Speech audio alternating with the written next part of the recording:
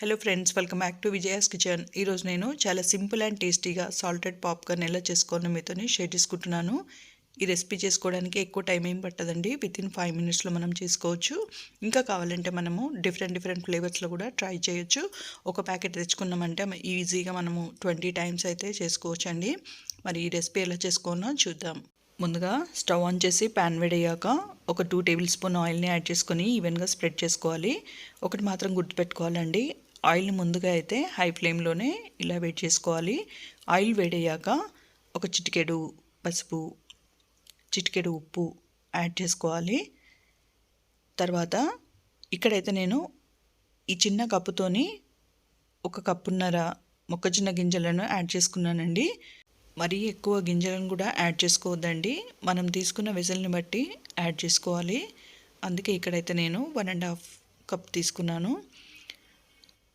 ఇలా ఆయిల్లో కాసేపు వేగాక మూత పెట్టేసేయాలి.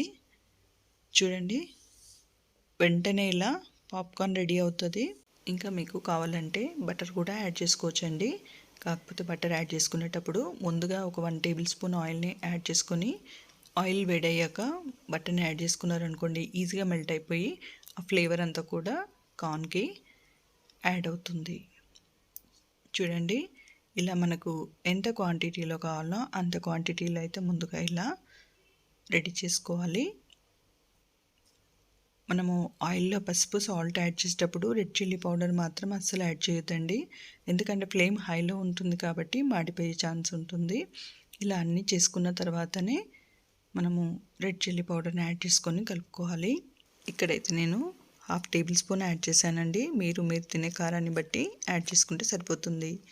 ఫ్రెండ్స్, ఒక చిన్న రిక్వెస్ట్ అండి, వీడియో నచ్చినట్లయితే లైక్ చేయండి, షేర్ చేయండి, కమెంట్ చేయండి. ఛానల్ని మొదటిసారిగా చూస్తున్నట్లయితే సబ్స్క్రైబ్ చేసుకోండి. Thank you for watching.